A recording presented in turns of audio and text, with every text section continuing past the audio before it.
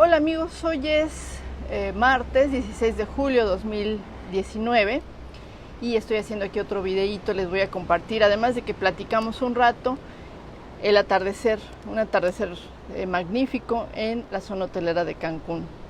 Vamos a hablar un poquito de historia reciente, pero antes yo recuerdo cuando estaba estudiando por ahí de la secundaria, ya tiene bastantes años, que cuando eres chavo, a estas alturas, así muy jovencillo, y teníamos la materia de historia, normalmente pensábamos que era así como una pérdida de tiempo, como que cuando estás muy chavillo crees que quieres ver hacia el futuro y no que te estén contando algo que ni siquiera viviste ni qué sucedió. Y recuerdo que una maestra nos comentaba que para entender el presente había que conocer el pasado. Bueno, en esos momentos como que no caía mucho el 20 de qué se trataba, pero muchos años después escuché una frase que es contundente, que me encanta repetirla porque tiene toda la razón, y es: quien no conoce su historia está condenado a repetirla, tal cual. Bueno, lo que les quiero hablar el día de hoy es del FOBAPROA. Lo que pasa es que muchos quizá ya no recuerdan qué sucedió, y eso no tiene mucho tiempo, qué sucedió aquí en México y cómo manejaron en otros países una situación similar.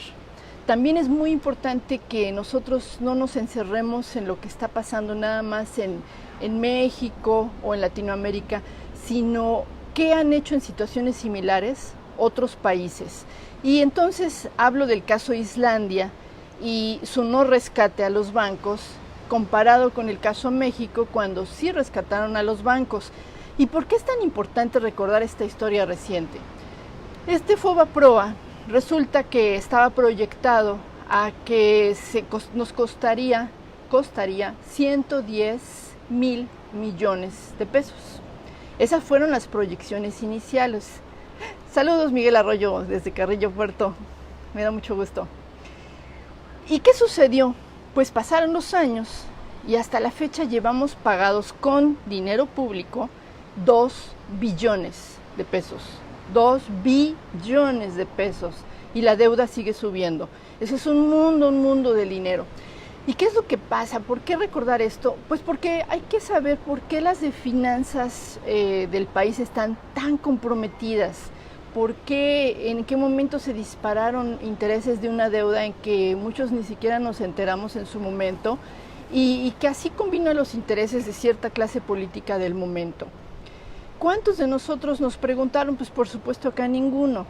No hubiéramos aceptado esa situación. Esta situación sucedió hace 3 sexenios, en el sexenio de Ernesto Zedillo. Y todo esto queda como en el olvido, como que nadie se acuerda más que como que luego viene alguna luz y dicen: a ver, ¿por qué el dinero público no alcanza para infraestructura, más hospitales, más carreteras, en fin? Bueno, pues hay muchos billones, 2 billones comprometidos en este pago del FOBAPROA. Bueno, este FOBAPROA, pues también hay que llamarle por su nombre, se llama Fondo Bancario de Protección al Ahorro. El FOBAPROA pues se le conoce por ser la palabra así, ágil. Es una deuda que originalmente, como les comentaba, costaría 110,000 millones de pesos, pero hasta apenas hace poquito asciende a 900,000 millones de pesos. Pero voy a repetir la cifra porque a veces como que no dimensionamos esta cantidad. Se proyectó que costaría 100,000 millones de pesos y pasados los años cuesta 900,000 millones de pesos. ¿Se fijan cuánto subió? Bueno, este cálculo de que para que se terminara de pagar esta deuda, que es una deuda pública, pagada con dinero de recursos públicos, o sea, de todos nosotros, se proyecta que se terminaría de pagar por ahí del 2076 o más, imagínense. ¿Qué quiere decir esto? Que muchos jóvenes, muchos adultos que pues desconocen esta historia, sobre todo los jóvenes, no saben cómo inició todo esto y cómo se están pagando actualmente solo de intereses 40,000 millones de pesos.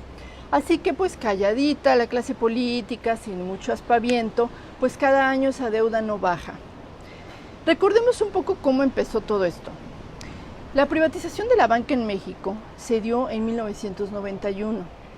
Ya para 1992, por ahí, instituciones... desde la privatización fue mucho antes, fue en los años 80. Para 1991 y 92, instituciones tan importantes como Banamex, Bancomer, Banorte, empezaron a otorgar créditos de manera desmesurada, sin controles rigurosos. De repente estalló una crisis en 1995 y las tasas de interés se dispararon 100%. Se volvieron impagables los créditos hipotecarios, los créditos al consumo, y los índices de morosidad fueron de una cantidades tremendas. ¿Qué pasó? Pues se provocó una insolvencia en la banca. La banca en ese entonces pues estaba al borde de la quiebra. ¿Qué pasa?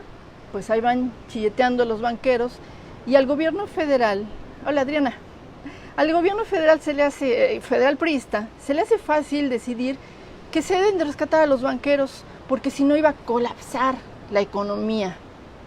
Ok, en teoría se iba a rescatar a los ahorradores, pero en realidad se rescató a los banqueros con recursos públicos. Así pues, el gobierno compró la cartera vencida de los bancos a través de pagares llamados el FOBAPROA, y lo voy a poner como que en palabras de nosotros comunes mortales. El gobierno compró a los bancos, hola, Manzanele, Ibarra. El gobierno compró a los bancos su cartera vencida y voy a poner un ejemplo. De 100 pesos, solo recuperó 10 el gobierno y los restantes 90 los fue a parar con cargo al erario público, que quiere decir al dinero de todos nosotros. Los recursos públicos, recordemos que es dinero de los mexicanos, o sea, los contribuyentes, los que contribuimos a que haya recursos públicos. El FOBAPROA, como deuda pública a partir de 1999, pues se estimó que se pagaría en unos 30 años, pero el cálculo ya más realista es que al menos se van a pasar 70 años más para que se termine de pagar. O sea, esto es una deuda imparable. Y en este punto, muchos de ustedes estarán preguntando, y bueno, para empezar, ¿quién nos preguntó si estábamos de acuerdo en hipotecar el país? Y bueno, lo que comentaba, arguyeron una quiebra masiva de los bancos que iba a tener un efecto devastador en la economía y duradero. Y lo comparaban incluso con la Gran Depresión de 1930, ahí en Estados Unidos, de lo que hablamos el otro día, cuando el tiempo de Franklin Roosevelt. Lo que quiero comparar con ustedes, porque bueno, ese fue el choro que se aventó en ese tiempo de Ernesto Zedillo, el por qué el FOBAPROA, que iba a acabar. Bueno, ¿qué sucedió en Islandia? Comparemos qué pasa en el mundo. Porque a veces resulta que los gobiernos insisten en que si no rescatan a los bancos, la economía se colapsa y a todos nosotros nos va a ir mal. Bueno, en Islandia no rescataron a los irresponsables. En una situación muy, muy similar, los islandeses no estuvieron de acuerdo con esa receta tradicional de rescatar a los bancos y en cambio el gobierno dejó ir a la quiebra a esos bancos de Islandia. Y claro, pues sí, el 97% del sector en su momento colapsó.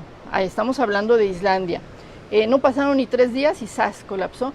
Y sí sepultó, digamos que en ese momento, la economía de Islandia.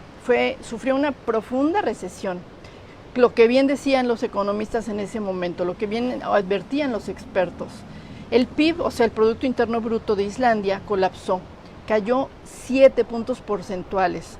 Su moneda, o sea, la corona, se devaluó en un 80% y se impusieron controles a las divisas extranjeras.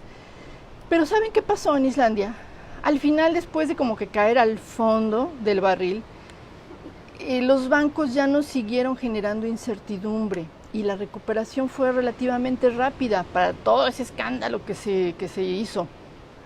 Muchos inversionistas aceptaron las pérdidas y pues retomaron sus vidas, incluso varios encarcelados, hubo banqueros encarcelados.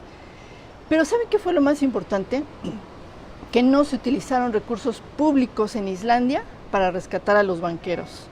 Al devaluarse la moneda local, pues los bienes y servicios de Islandia se hicieron más baratos para los extranjeros y encontraron un nicho que no habían explotado, el turismo. Claro, su moneda se había devaluado y empezó una bonanza que hasta la fecha continúa del turismo. ¿Y qué pasó en México entonces? Regresemos a lo que comentaba, que quien no conoce su historia está condenado a repetirla. Pues bueno, en México sí se rescató a los banqueros, y hagamos esa comparación. Fíjese, en Islandia, después de irse así al fondo del barril y que sí colapsó su economía, después de esto el país creció en una tasa de 7.2%. Imagínense nada más lo que es eso. Es una cifra envidiable comparada con el estancamiento que aqueja a muchas naciones europeas. Mientras tanto en México, pues solo de intereses, de comisiones de la deuda se triplicaron en los últimos años, pasaron, como mencionaba, y repito la cifra porque es muy importante, pasaron de 10,000 millones de pesos a 35,000 millones y en fin. Las decisiones tomadas durante el gobierno de Ernesto Zedillo, así ya en palabras llanas, van a impactar al menos a 3 generaciones, y es un hecho insólito y yo lo calificaría de perversa irresponsabilidad. Así pues, amigos, pues ese es el tema que les quería tratar el día de hoy, y lo traigo a colación porque justamente en la mañanera del día de hoy el presidente de la República lo recordó por qué las finanzas públicas están tan comprometidas, y yo ya había hecho alguna columna hace un par de meses, había investigado sobre el tema, tenía estos datos frescos y dije, pues hoy es el momento de recordarlos. Como mencionaba, quien no conoce su historia está condenado a repetirla. La teoría nos dice que este presidente no va a permitir una deuda más. Hasta la fecha, estos 7 meses de gobierno, no se ha endeudado más el país y el peso está estable. Entonces parece ser que ya un movimiento como el Fobaproa no se va a volver a dar. Esperemos, porque esto se dio bastante a escondidas de todos nosotros. Se medio hizo público, se hizo un poco este escándalo entre un sector, pero pasaron los años y esto quedó en el olvido.